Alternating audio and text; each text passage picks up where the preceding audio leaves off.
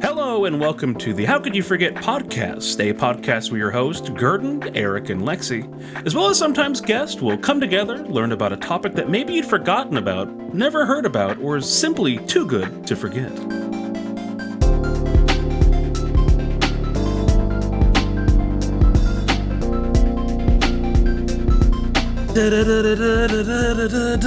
Gay islands. All right. Today we're going to be learning about the gay islands. No. I'm keeping that in the intro. I'm keeping that in. That is staying. Just now. Eric liking it, Lexi saying no. That's the perfect encapsulation of this podcast.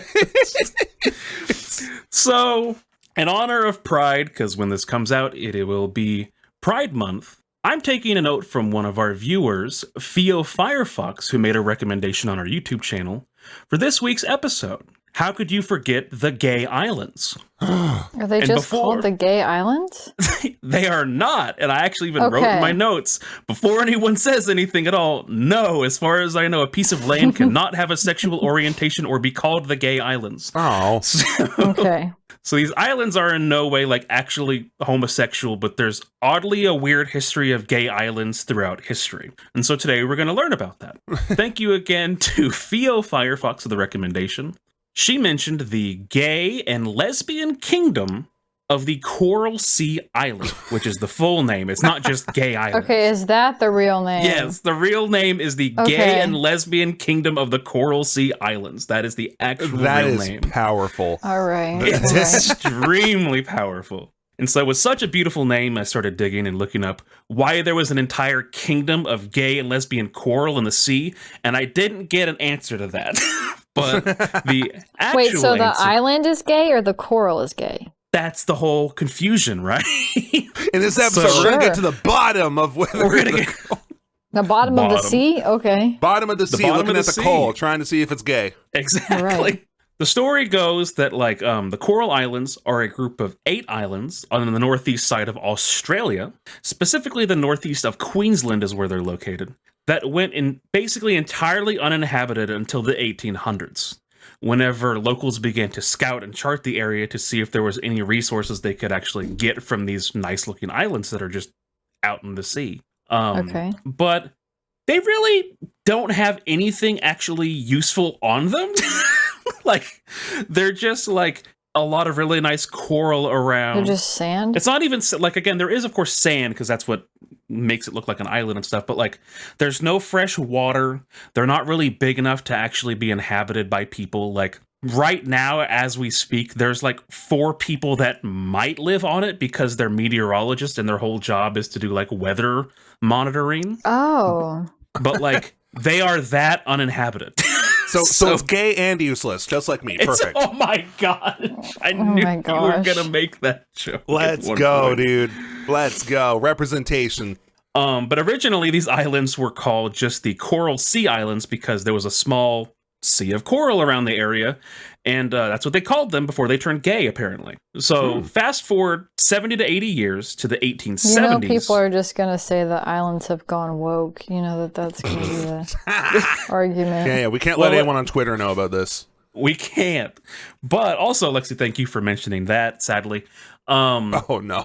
So, we will get into this much later. Apparently, Australia already had a very large anti-gay campaign, which is what started all of this off, actually. When was this? That was in 2000 or 2004, technically. So again, they've already gone through their anti-woke thing, but they just hated the gays for being like trying to live their lives as you would do. But as so many do.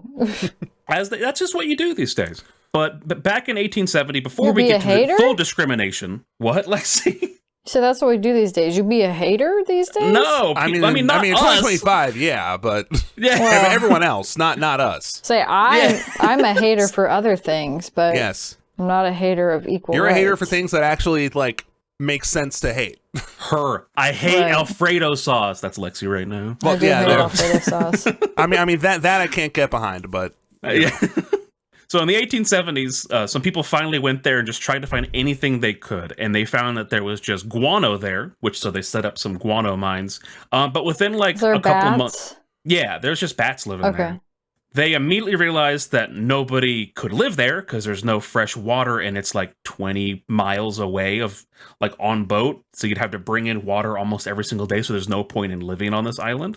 So the miners just abandoned it and never came back.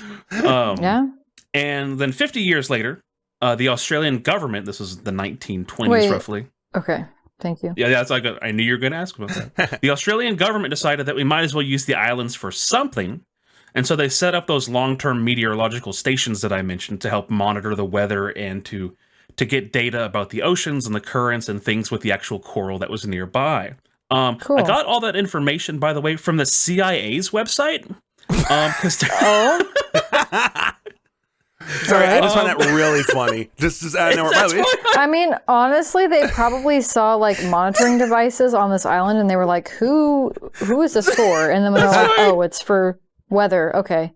That's why I had to mention it. I was like, all right, let me do some quick Google searches for the gay and lesbian kingdom of the Coral Sea. And the second one is just like the CIA. Just like, why are you there? Second search result, CIA.gov. It's like, whoa. I'm surprised it hasn't been removed. I didn't know. It was the second source if you look these up. But... And the CIA listed what there is to do there, and it's a very, very short list, let me tell you. Yeah. But the only things they are known for is coral mining, which is illegal and unsanctioned, and fishing practices, which they put in parentheses, overfishing and blast fishing, which I think with is dynamite? I think it's using explosives to get fish. Yes, I think that's what that is. Using dynamite so that all the fish die and just float up to the top.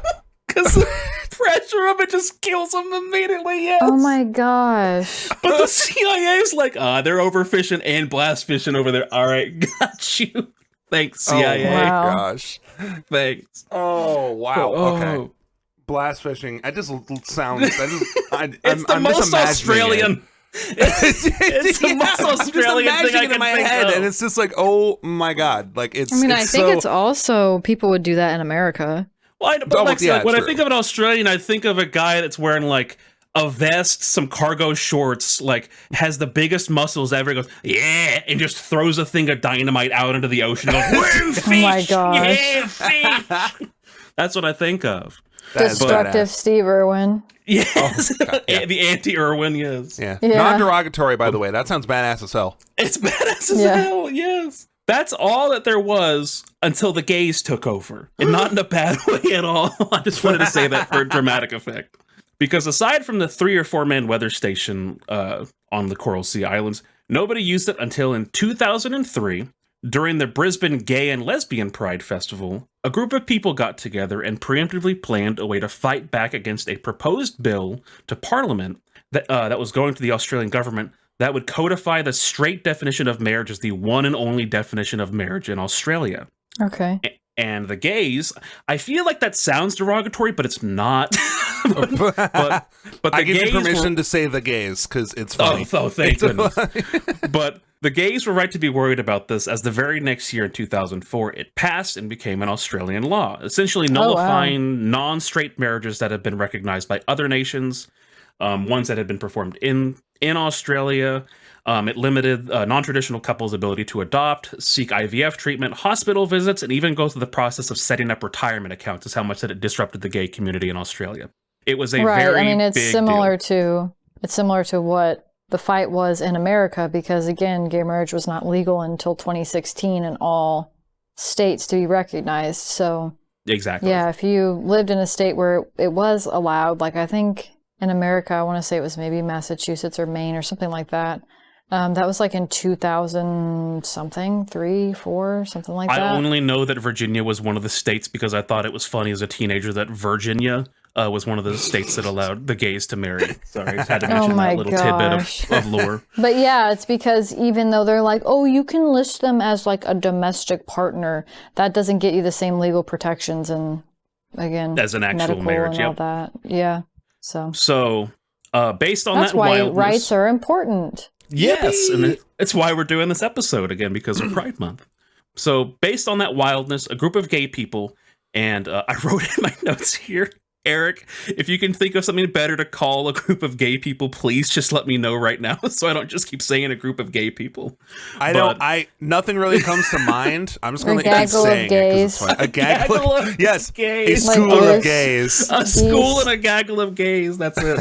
But they sought a safe place in Australia that would stand for what they believed in, as well as act as a defiant measure against the tyranny that was being pressed against the gaggle of gays in Australia. So the activists enacted the law of, quote, unjust enrichment, which states that if something is unjustly taken, compensation must be made, with the additional layer of protection under the eyes of the globe that states, quote, oppressed people of overseas territories have a right to self-government and self-determination, end quote. And after standing their ground, the activists decided to claim the entire Coral Sea Islands as their safe territory and turned them gay. Does that... That's what I call direct action. I mean, I understand the actual significance of it, but when you just go, they turned the island gay, I'm like, what? Huh? What? Well, according to international law, which again, thank you, Sealand, for being an anchor to just be able to somehow talk about all of this crazy stuff.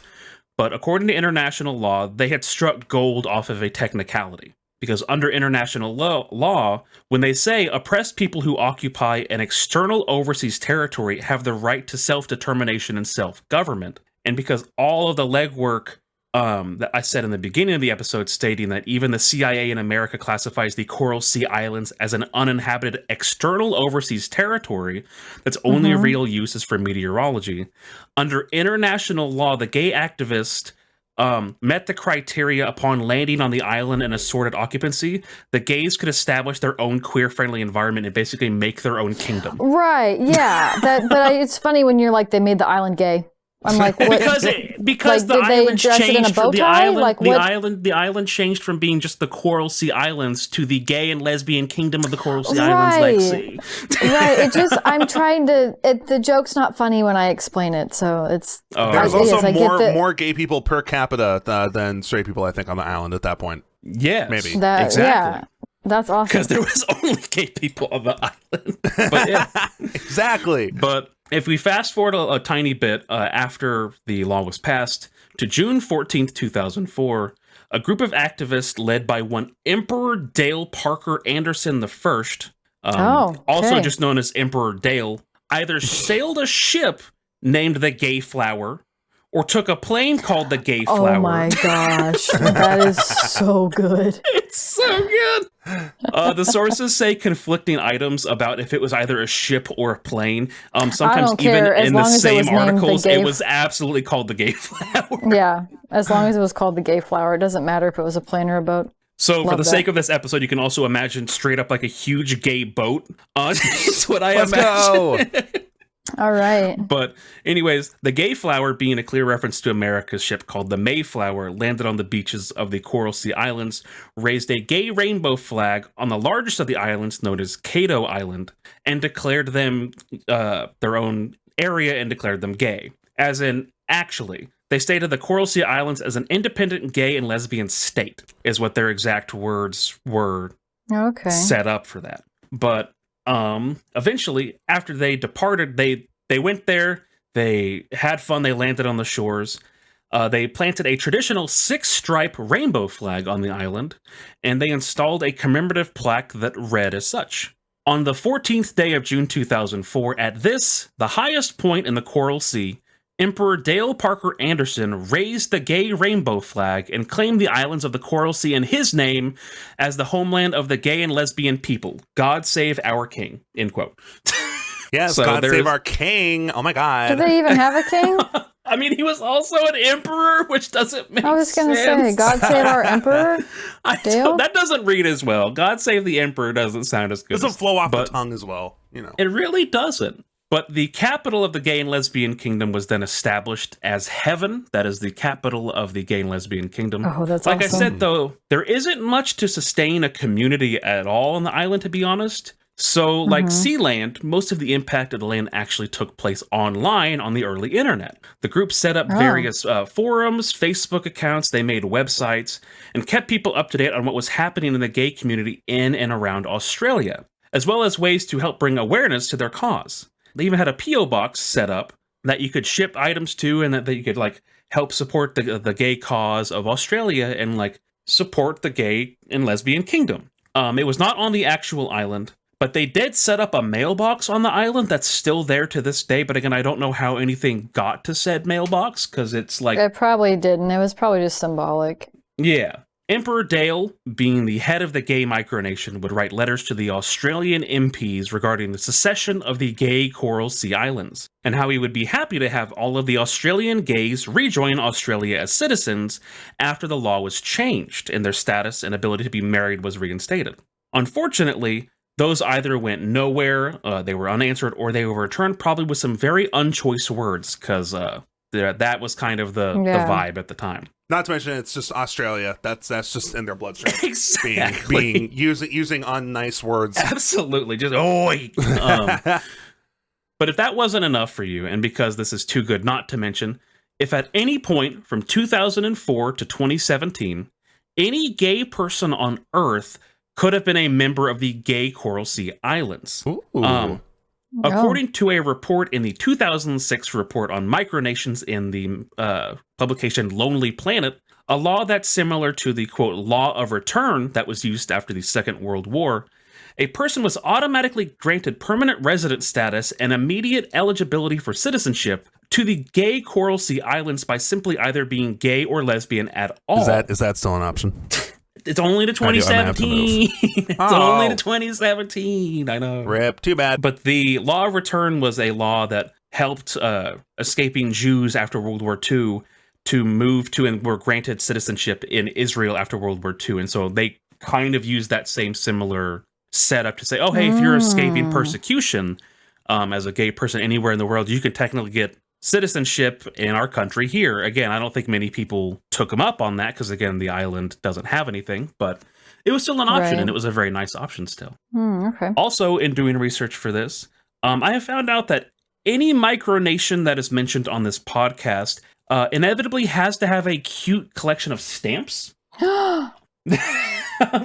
Oh, the shock in Lexi's voice. Lexi's just like, neuron activation. I need the stamps. I need stamps. Let's go. All right. The gay kingdom of the Coral Sea Islands was no different, as they said the reason for creating these stamps was specifically with the purpose of creating a reputation among the philatelic fraternity, is their own exact words. Do either of you know what the hell philatelic fraternity is? Brotherly love of some kind. It sounds like you're just casting a spell, to be honest. How do you spell that? PHILATELIC. ELIC. Fraternity. It's the Brotherhood of Stamp Collectors, essentially, is what it actually means. All right. So one of the people on this island was just really into stamps. I love that faction in Fallout, the Brotherhood of Stamps. Wow. The Brotherhood of Stamps. Here are the collection of Gay Kingdom of the Coral Sea Islands stamps that they have for the audio listeners. There are 9 of them. The first one is the Leather Pride flag with a rainbow background. A red ribbon with a rainbow background. They will all have a rainbow background. I'm not going to say that. The gender symbols.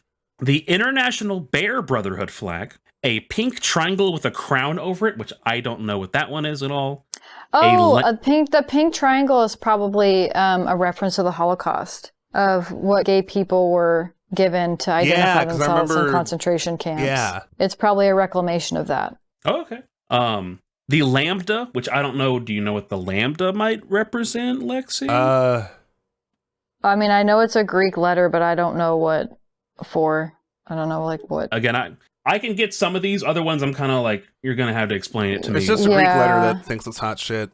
Oh, it's just a cool letter. Yeah, look at it. It looks also, cool. you mentioned the bear one that's got like the bear paw. Like, what is that? Like gay bears, like gay men who are bears? Yes. Okay. I'll also, I was wondering too, I didn't know if there's a deeper meaning or why do bears get a flag, but then twinks don't get a flag? Like what? Well, Eric. If you look on that thing, the image that's on screen right now, there are 2 bear flags, not even just one. This is twink erasure. I will not be here for the bear pride flag. I don't know what the difference is between the International Bear Brotherhood and just bear pride. I need to catch up on my gay lore. I don't know what the difference is. Is there bears on this island? No, there's no bears on the island. Okay, this is just only the use of bear within the gay context, not a physical animal bear on the island. Yes. Okay. Yes. The 8th one is the Gay Kingdom of the Coral Sea on a map. It looks like a pink triangle over the top right corner of Australia for the audio listeners. And the final one is simply a rainbow flag, again, on top of another rainbow flag. Flag on flag. Wow. And in case you were wondering about these stamps, no, you cannot buy these. Oh! I had to go onto a random stamp collectors forum from 2016 and read about people not understanding what the stamps were or how to get them because they were so rare even back in 2016. And like I said, Oh, wow. the gay kingdom, the gay and lesbian kingdom of the Coral Sea Islands is no longer around since 2017. And so even if they are, they would not be printing or creating any more of these stamps. So if they are available, they are going to be held by collectors and they are going to be extremely, extremely limited. So if you wanted I wonder to if you can find any on eBay. there might be, but they honestly might be really expensive. I didn't do an eBay search, but if you want to see if you can find they're probably one, like hundreds. They're probably pretty rare. yeah. But under the Gay and Lesbian Kingdom's economic activities on their website that is no longer around, they shut it down after they got their gay rights back, basically. They stated that their economic activities are tourism, fishing, and stamp sales. Those are its only economic activities. So again, I really have a feeling that one of the people that was a part of this group was like, "No, you gotta know these stamps are what's gonna keep us afloat." Well, because that's the thing is, like, you can sell the stamps and, like, again, people collect them or people just will think that they're cool. And that's a good way of, like, you're providing a physical product to somebody for them spending their money, but it doesn't have any other, like, implications other than, look at this cool thing. Like, it's honestly similar to if they would sell, like, an art print. Like, you have it just to have it. And these specifically, these stamps also, again, it's not a market that you'd probably want to get into, but stamps, again, as time goes on, you expect them to also increase in value. So there's kind of an inherent thing of like, oh, this one was from 2012. Oh, wow, that's a really old stamp and stuff like that. So moving away from the stamps, though, I really liked that the fact that somehow every micronation just goes, we're going to make stamps. But Yeah. They got the priorities right. they really do. Well, they did have a mailbox on the island, so maybe you could send something. But in September of 2004, the Gay Kingdom of the Coral Sea declared war on Australia. I mean, about time. Okay. I don't know entirely how well that would work, but you know. Don't either. And I wrote here, if you don't remember any other wars at the time, you'll be forgiven, as of course there might have been other things going on that might have distracted you from the gay war in Australia. But in regards to the Gay Kingdom of the Coral Sea War, there was no bloodshed, and this was much more symbolic for the gay Aussies out there fighting to be heard by their government. Right. And while... Oh, I just said right. Like, more of a Cold War than anything else. Yes. But not nuclear. No. And while there's not that many more notable things about the Gay Kingdom of the Coral Sea Island after they declared war, apparently an Australian senator called out the gay pride flag in the halls of the Department of Finance in 2017, stating, quote, "This particular flag, you will realize, is the flag of the Gay and Lesbian Kingdom of the Coral Sea Islands that declared war on Australia. And you, Senator Corman, would understand they did the same as Prince Leonard of Hutt River Province, and now this is their official flag. Of course, it is the flag of a hostile nation, if we are to believe them. Having declared war on Australia, I dare say that wasn't the reason it was flown." End quote. This is just Twitter. This is just like, what is going on? He was just salty.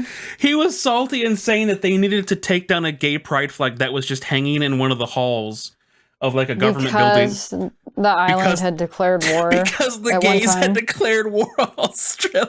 And so he's like, take it down. They're evil. Try harder. Oh my God. Absolutely. What are they going to do? It's like... I don't think there were that many gays chilling on the island. Even if there were, I don't know how much firepower they have. Exactly. Listen, unless I'm only aware of that they have one boat or plane called the Gay Flower, so I don't know. That is fair. The how Gay much Flower can military actually power. really decimate a landscape.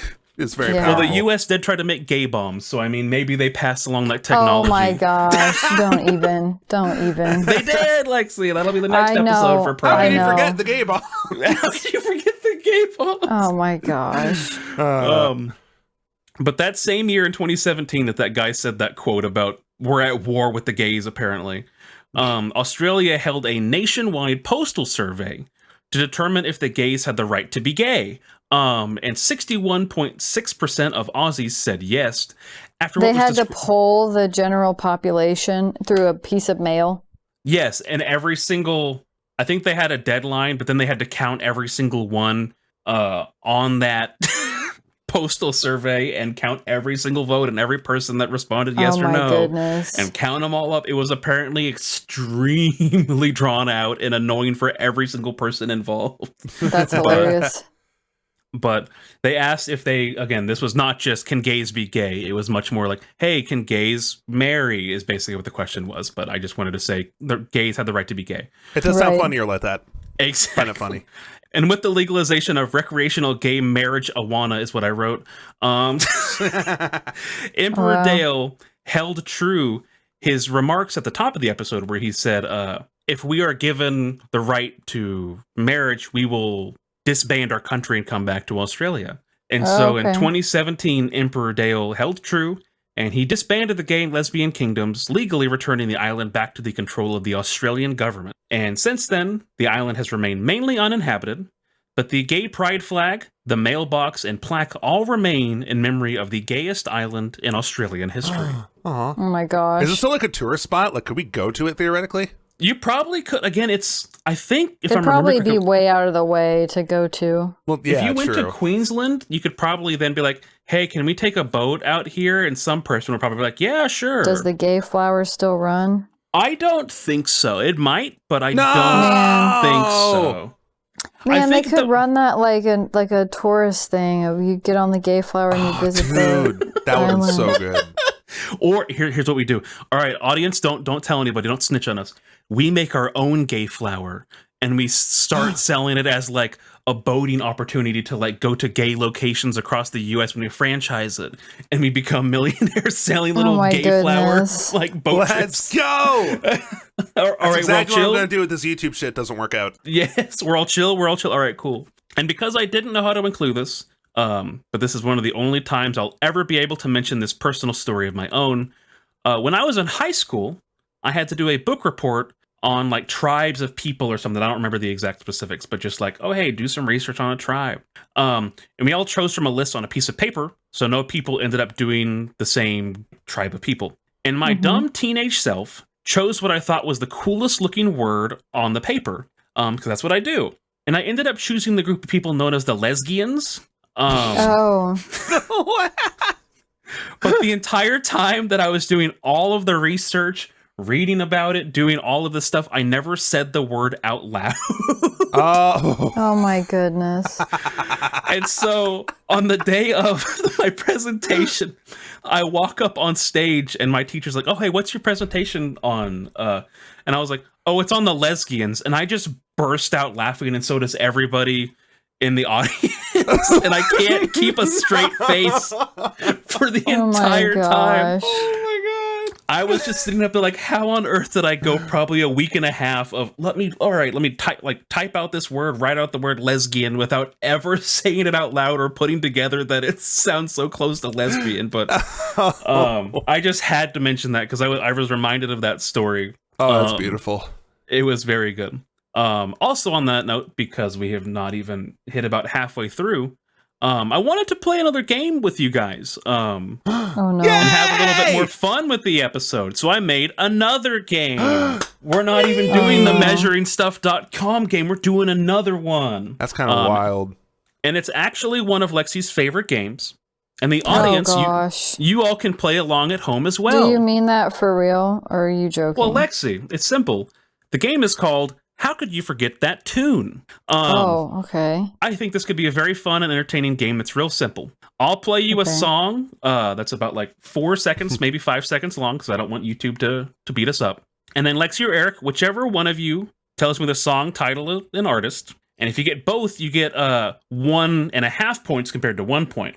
But that's it. And does this have to do with the gay and lesbian island? Not at all. Well, I mean, if you wanted to, you can. But so the way that I wanted to determine this The person that is going to go first is the person that listened to the last song. When was the last time that you listened to music? Are you kidding? Camp was literally just at a DJ set last night. I was sleeping. Oh gosh. right. I mean, I didn't realize we were taking turns. Oh no. It's Oh, gotta yeah, well. be Camp. Camp is first then, All right, because he's I first. was sleeping. So I'm going to do a test one first, so we can then test Do it I out, need to okay? see anything? Or You need to be able to hear it. There's no visuals. okay. This is going to be a test one first. So I'm going to play a simple Okay. song. Hold on, let me And- join so I can hear. So this is just for the audience at home. This is what the game is going to be like. I will hit play. Can you play it again? I had the stream muted.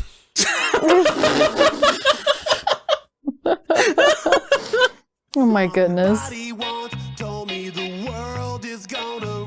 you play it again? I muted it again because I don't want to hear it.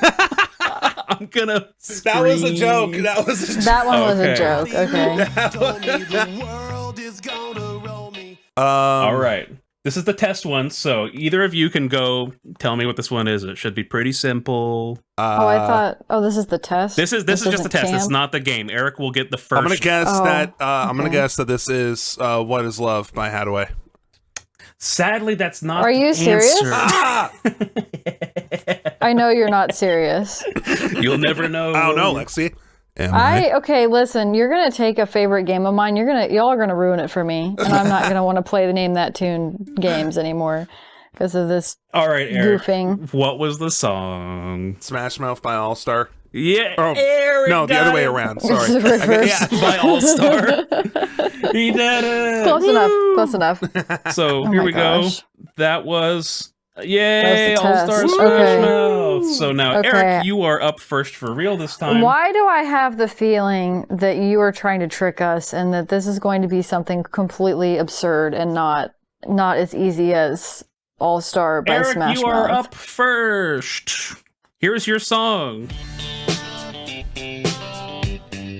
Oh, that's "Sweet Home Alabama" by Child Rock, Kid Rock. I'm sorry, Eric, that is incorrect. You got the artist technically at the end. You said "Sweet Home Yeah, I was Alabama." gonna say that song has been used like 3 times in different iterations of it. All I know is that it's like the melody from "Sweet Home Alabama," but then Kid Rock did Kid Rock things to it, so I don't know. Yeah, exactly. So Kid Eric Rockified has it. 1 point for getting the artist, but not the title of the song. And now, Lexi, you are up next. Here's Do your I- song. Okay, I have a different one. Okay. I don't know who sings this one, but this one is Werewolves of London. That is indeed Werewolves of London. You also got 1 point. That I forget who that guy is. All I know is there's a werewolf with a Chinese menu in his hand in that there song. is a werewolf with a Yeah, Chinese that's menu actually in me. his hand. That is I do like Eric. Chinese food. Camp. It was Camp all It was along. Camp all Camp along. was the werewolves Whoa. in London. And then Who Eric, sings you are, that? Do you know who is the It artist is of that song? Warren Zevon.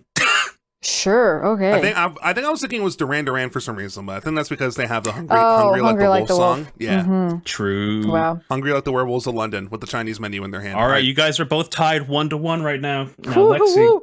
or not Lexi, Eric, you are up. Here is your third song. Are you kidding me? Oh God. Is I kind of spoiled this at the beginning. I shouldn't have said anything.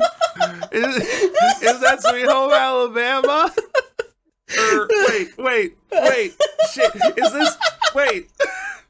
Okay, no. The first one was the Kid Rock version, which means that this one would have to be the original, right? So it's called Sweet Home Alabama? Or is it the same? This is gonna be the reason I have trust issues. Okay, I'm gonna lock in. It worked out the exact way I thought it would. I'm locking in. I'm locking I'm in. so happy. That's exactly what I thought would happen. Oh. I'm having a moment. I'm trying to remember what the last. Oh my God. Okay, I'm gonna lock in, and I'm gonna say that this one is called Sweet. Can you play it again? I don't want to go too far back, but there you go.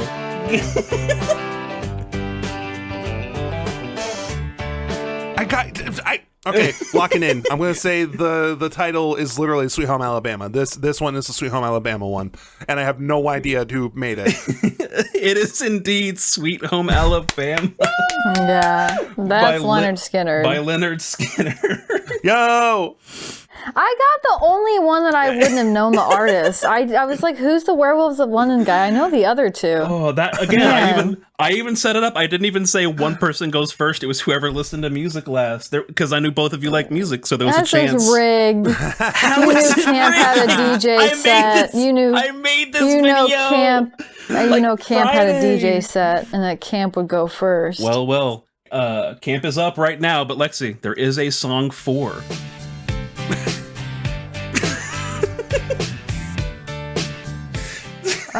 This sounds like the Kid Rock version again. This sounds like All Summer Long by Kid Rock. I didn't know there's another version of this song. If we've already done the Kid Rock one. I'm still gonna go with All Summer Long by Kid Rock because I think this is a newer song. Lexi, you are correct. It is indeed another section of All Summer Long by Kid Rock. Okay, Yes. good. Wait, what? Good. I'm like, that sounded like sounds like Werewolves the of Kid London. Rock. What do you mean? No, you have to listen to the instrumentation. Camp, you have to listen to like how, because the Werewolves of London song is like older. Like Yeah, the but it still has Werewolves the of same piano, like, London. do. Right, Like, I it's don't- the same sound, but the instruments are different. The Kid Rock one sounds like all digital. Okay, yeah. That's the Werewolves of There's London. also the electric guitar is a giveaway. Okay, yeah. Yeah. All right. So technically, Lexi has an additional half a point right now, but I'm going to take you guys to the tiebreaker. All right. Oh, All right. God. If I Whichever jump in one and of- then I get it, does that mean I win? Maybe. Yes. Well, I guess it whichever depends one on of what Lexi you, says. whichever one of you just goes, I need to hear like a burp or like a buzzer sound because Oh, again. God. Okay. I'm going to massive delay because my laptop is not good. Okay. But here we go. Here is the tiebreaker bonus song. This is something backwards. What in the world? I can parse that like the chord progression is still the same. Okay. I'm going to buzz in with a fart noise. Lexi buzzed is. She farted. I'm gonna say that this is Sweet Home Alabama by Leonard Skinner. I don't know whether to give it to you or not give it to you because the song is backwards and you just said the Leonard Skinner Sweet Home Alabama. Yeah. But yes, I it is said Sweet indeed. Home Alabama by Leonard Skinner. But you didn't say that it was backwards. But I'm not going to Oh hold my you. God. I had to say that. I said it was backwards in the beginning. I said this is just That's the why I same said I'm just song going to still give it backwards. to you, Lexi. It was indeed Sweet Home Oh Alabama. my gosh. Did I almost lose on a technicality? That is so stupid, dude. If I turned on the radio Only and almost. if I turned on the radio and they played this and I was like, oh man, I really love Sweet Home Alabama. I really love Sweet Home Alabama backwards. Oh my gosh. You quite possibly picked one of the most homophobic songs to guess. It's perfect. 'cause It links right up. I don't It's all know together. if I don't think Leonard Skinner was technically, but I don't think Kid Rock's very Kid queer Rock friendly. is very homophobic. And- But I Like, think Alabama Werewolves as of a London's pretty state- gay. That's Fair. yeah. we got Aren't even werewolves mixed. just another version? There's bears, there's twinks, there should be werewolves. That should be another Gay- category. Yeah, there should be a gay community around Gay werewolves. werewolves. Well, I guess this is all of Tumblr, but you know. Oh my gosh, dude. Apparently, the song Werewolves of London by Warren Zevon is often interpreted as a satirical commentary on modern civilization's primal urges. So, I mean, you could say that works. There you go. That's pretty Yeah. gay. I like That's that pretty one. gay. So true, But bestie. that was the first episode of How Could You Forget That Tune? And Lexi is the winner. Woo! How could you forget that tune? Is that gonna try to do some more in the future of that? Yes, absolutely. I'm down. going to try to do Okay. more of that. And then we can make Yes. it into shorts. It's Oh, true. there you go. Easy shorts for There if we you ever get go. around to making shorts ever. Yup. Right. Won't be me. I'm just kidding. I honestly thought that there was going to be another song that sampled that one. I tried so hard. I know. And I was like, I'm not going to know because I hate bro country. I hate country music of like the last 10 years. And so many of them have used samples. So I know that if I have to create a How Could You Forget That tune, I know what one I'm going to use. Oh, okay. So I already have one in my little noggin. So there you go. But that was that, and I still have a whole other gay island to tell you all about. Let's go. Oh my gosh. Because like I said, how could you forget the gay islands at the top of this episode? Ooh. Oh my gosh. But while yes, the gay kingdom of the Coral Sea Island, it was gay, that's not the only gay island I could find. Have you all heard about the Fire Islands of New York? No, I have not. I only know about Fire Festival. That's what I thought as well, but it's not that. But if you look at a map of New York, Fire Island is the thin little island strip under the small island strip that's at the bottom of New York, like the state. Fire Island acts as a bit of a pilgrimage for about 2.2 million gay New Yorkers who make the 2-hour trek from New York City proper down the subway, then to a Long Island Railroad, then onto a shuttle bus, and then all of that to then get onto the Fire Island, take a ferry to get to the Fire Island proper. One source I read called Queer Athena said that the trip itself cost about $60 just to get there if you go from New York proper. Okay. Without taking into account the cost of drinks, food, parties, or anything that you would actually want to do once you get onto the island. But like I said, millions of gay people make this trek yearly. Like, it's a very popular tourist destination for gay people. Mm-hmm. And while New York City itself is somewhat described as I wrote it here. New York City is sometimes described as its own gay island, but I don't think that's right. I mean, it's not far off from what I heard. Like, you know, it's very interesting though, because if unfortunately, so I was learning quite a bit of like Long Island itself is actually fairly like MAGA. So that was a little bit of a surprise to me because New York as a whole is seen as more liberal. But, yeah, I mean, to my knowledge, New York is like gay as hell. Like, yeah, like New York City, absolutely. I mean, New York City is where Broadway is. So yeah, I was gonna say I'm not too sure about upstate New York, but like the more dense areas, I feel like it is extremely homosexual. And we will be getting into that shortly, by the way. Woo! Thank you all for leading into that. But because while New York City itself is somewhat its own gay island, is my note here, it wasn't always that way. There's a long storied past of queerness dating back to the 1920s, and Fire Island acted as a bit of a refuge for gays and lesbians back in the day. Because as we know, being gay was criminalized in most places here in the United States. You could be harassed, assaulted, or even arrested just for being openly gay in a majority of the US. So in 1927, a group of theater people, whom had made a name for themselves in New York, bought land on Fire Island and established what was to become known as the Carrington House, which acted as a sort of artistic getaway for theater folks that were close to the owners. And quite a few of these theater people from back then also happened to be gay, and so then it acted as a theater people were gay. There's a long history in the theater of queer people. There's never been a gay person in theater. Whoa. Okay. I know, that's why it's so surprising. It's I've been lied to. No, just crying. But with a place that they could call their own and hang out away from the prying eyes of New York City, as well as the local nearby nude beach, which was known for being very popular among gay men at the time, they started their own little community on Fire Island. But that wasn't always butterflies and rainbows, as we know from back in the day. The non-gay locals would get upset and butt heads with their, quote, artistic visitors, is how they kind of put it that way, who would come, I was tired when I wrote this one. Oh my god. Oh my gosh. No. I said, who would come gay up their streets and beaches, and it caused a bit of uneasiness between the locals. Oh my gosh. Oh man. I should take notes when I'm tired again. I don't know what you were on when you wrote that, but I want some. I want.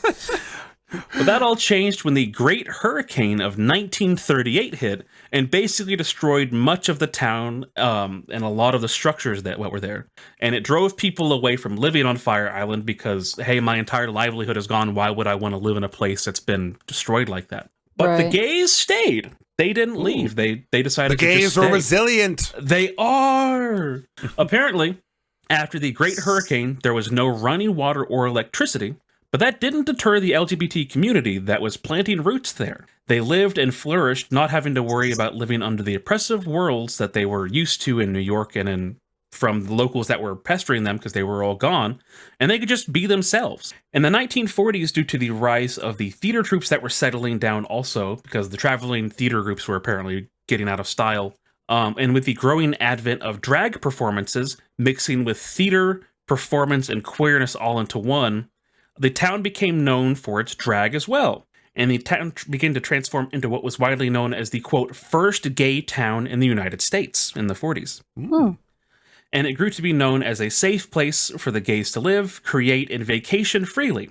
And in fact, Capote rented out the famous Carrington House to write Breakfast at Tiffany's, as well as many other famous gays in the 1940s and 50s would use the Carrington House as inspiration for art pieces, for theater things, and just to really feel inspired and they could be themselves in this understanding area. Ooh, that's really cool, okay. actually, yeah. It's very cool. As time has gone on, though, Fire Island has changed quite a bit. As the years have gone on, money has come in and created a bit of hierarchy in the island between the haves and the have-nots. Kind of what Lexi mentioned earlier, but specifically just for the gays of the town. With the rich, more conservative gays living in an area called the Pines, and the less wealthy but much more artistically inclined gays living in Cherry Grove. But that's all to set up and to say that an incident happened in the 1970s when a drag performer was denied service at a restaurant at the Pines, and so the drag performer went and got a bunch of other drag queens and kings, and all took a water taxi to the Pines and started what they called the Pines Invasion, which was just a bunch of drag performers literally partying and dancing in the streets and dancing on the boat and having fun and just being as gay as they could just to basically rub it in the faces of the much more like muted folks. That's funny. Honestly, You won't let me in? I'm gonna bring my squad. We're gonna make you let me in. we can't not let all of us in. There's an image of what the boats look like because this is now a yearly occurrence. Here is an image of what the Pines Invasion looks like these days with all the performers and everybody lining all of the streets and the sides of the road, welcoming all of the drag community. And they have a really big day of it. It's every year on July 4th, I believe. Oh, July yeah. 4th. But they'll all take water taxis to the island and party and dance. And it's very fun. Yeah, it's awesome. It is. It's very sweet. But unlike the gay kingdom of the Coral Sea, Fire Island is still a hopping tourist destination for gays across the U.S., but much more for the rich and wealthy. As of the time of recording this, being gay is much more accepted and not jail-worthy.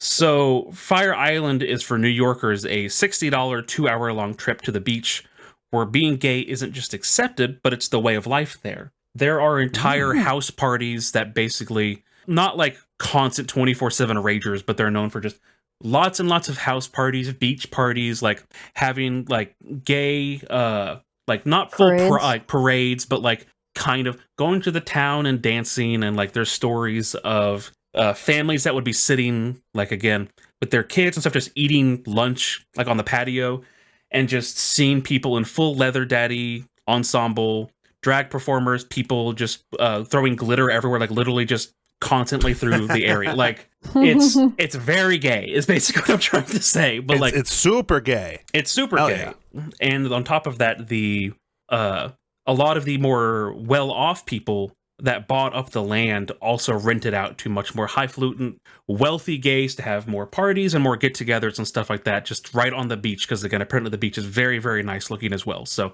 it's just a very... I bet that the Airbnb industry there is overrun. Almost certainly, yes. Wow. 100%. From any and all research I could find, it doesn't seem as though it's going to be slowing down anytime soon. Again, it used to be the spot of, oh, hey, if you're gay and you would go there. But now, of course, it's not like they bar you from entry if you're straight or anything like that. It's just now, hey, you're going to go there and you're going to see people that are probably have a bunch of rainbows and glitter and body paint. 24/7. Yeah. This is going to be what you're getting into. Yeah. Exactly. It's just much more accepted, and it's it's still a very fun tourist destination. But that's about all there is about Fire Island. Nice. I think I'm the closest one in this call to New York, so I wonder if I could maybe one day just make the trip down there. That'd be cool. That'd be fun. Absolutely. You could go there for the Pines invasion. You could be the first werewolf of to Fire be Island. on Fire Let's Island. go. The werewolves And of start Fire a new Island. faction. Woo! Werewolves of Fire Island. Oh my gosh. But what did you guys think about the gay islands? Were they what you were expecting? Did you expect Firefest to be a part of it? They were everything I wanted and more. Fire- I did no. not expect Firefest to be a part of it. I feel like if the gays had control of Firefest, it would probably have gone better. It would have actually happened. It Yeah. There would have Maybe. actually been safety measures. I mean, like a pair of implemented. monkeys on typewriters would probably have made Fire Festival better. But you know what? Just because True. the bar is low doesn't mean I'm not willing to hop over it. You know what I mean? There you put in the smallest amount of energy possible to still cross that bar. Yes. Yes. I thought it was interesting that the gay and lesbian choral Australia Island. I thought it was interesting that the Emperor Dale was like, hey, as soon as we're able to be accepted into society, like, I will disband this whole thing, because like that's kind of surprising to me. And I wonder if he really meant that, like did he think maybe that if he did that they would immediately change some legislation, or like not take literally over a decade, it sounds like, to finally be like, oh hey, okay, we're going to make this the law of the land again, that you have equal rights. Or if he was like, well, that might not ever happen, so I'm going to just use this as a bargaining chip, and then maybe, like one day hope that they'll do it, but not really expecting much, Like, I wonder what his thought process was when he was writing that letter and being like, hey, I will disband the island, and then took too long, but after like over a decade, they're finally like, oh, okay, yeah, equal rights. And he's like, well, I mean, I did say I was going to disband it, so guess I gotta keep my promise. Yeah, that Right. is interesting, actually, because I don't know if he would. I mean, honestly, if I was already at the point where I was like moving to my own island and everything, I would just assume that I would never be able to come back, like, right. because of how like just bad everything would have been going on there. So I guess it would make sense to use that just as like a bargaining chip, like for literally anything at all, to try and convince people to, not be douchebags. Right. If you don't listen to me, I'm not coming off my own personal island. Oh, okay. Oh, rats. Oh, dang. Like when you hear island, you're like, oh, okay, darn, you're on an island. But yeah, I think it's also interesting that Coral Island's like that you can't even really live there. Like there's no fresh water. I'm like, oh, that really sucks. Yeah, that's another thing too. I almost feel like him saying that to the government was like, obviously it was more like a standing your ground and we won't come back till this happens, but it might also have been a little bit of a plea too, because it's like, how the hell do you live on an island like that for like a while if there's no like fresh water nearby, and like I'm assuming the mail service there isn't that great. Maybe now you can, because I know that we have started to find technology that can filter some of the salt out of water, but I don't know how far we are on that. Get like, a life straw and just go directly to the ocean. Yeah, kind of though. Yeah, I like was gonna say, something of that nature, that maybe there is filtration available, that if you bring the water, maybe you can get enough of the salt out of it to like bathe with it or like wash your hands, and then you've got like another filter that is for drinking. I don't know how that would work. Well, that's what I was trying to say earlier, is that like, even though they all sat there and like there's a few images online of all of the original group going to Coral Island, like, again, I think they also very much realized that they can't actually live there long term at all. Mm-hmm. And so they took the gay flower back in some regard, and maybe they would go there occasionally and camp out or try to stay there as like a thing of like, no, we live here. But also I think after 13 years of like, all right, if I want to do anything with this, I either have to make an entire website thing, make posts on it, or literally go take a 20-mile long boat ride or plane trip out to the island. Right, and bring all my supplies. Yeah. So I assumed it was much more symbolic of like, hey, no, this is our safe area, and like trying to use the law against them, of like, you said that if someone's on like a foreign territory, then they can have their own rules and stuff like that. And so it was more of like, if you don't recognize us, then my island recognizes us. Yeah, then we'll recognize ourselves. Yeah, Australia was probably like, oh, I guess, yeah, legally, I guess you can. So it was like, haha. Yeah, I love that for them. That's much more what I feel like it was as well. Again, we will never know because, again, there was not much after 2007, like 2008, really, about like any of the goings on. Like, because again, all their websites are now defunct. All of that stuff. So it's just a bunch of people reporting about the island and saying, wow, there's this island in Australia. So that's about it, though. That's interesting, though. But also, I'd like to ask the audience, what would you like to hear about next time? Is there a topic that you would like to recommend, like Theo Firefox did, and you could hear about it? Let us know in the comments down below. Thank you. Also, what would you call your gay island? Yeah, leave a comment about what you'd call your gay island. I'd call mine Werewolves of London. It doesn't even have anything to do with London, but I just, I like the title. There you go. Werewolf Island? Yeah. Werewolves of London Island. Oh, okay. All right. Little asterisk, nothing to do with the actual London. The longest title. Wanted to add the caveat, only nice names of gay islands. If you're going to be an ass, don't leave a comment. I mean, if they've made Just it an wanted to say hour that. into the podcast and then they're going to be like, screw you, my gay island's going to be called Stinky Poo Poo Island. Like, get out of here. But thank you to our amazing patrons for supporting this episode and the many others before as well. Another shout out to Theo Firefox for the topic suggestion, and hopefully with the small addition of some of the game ideas I've saved up for a rainy day, we'll be able to have some more fun with it. Yes, I am very excited to get gaslit by songwriters. Oh my gosh. And lose on a technicality. I didn't this time, but I'm sure I will next time. Funny. Ooh, you said that this song was actually the French version of this song. It's actually the Belgian version. Oh my gosh. No. But until All right. next time, thank you all for coming to our gay island. We will see you next time. See you later, alligators. Aha! Again! Whoa! The Call back with the new pun. Oh!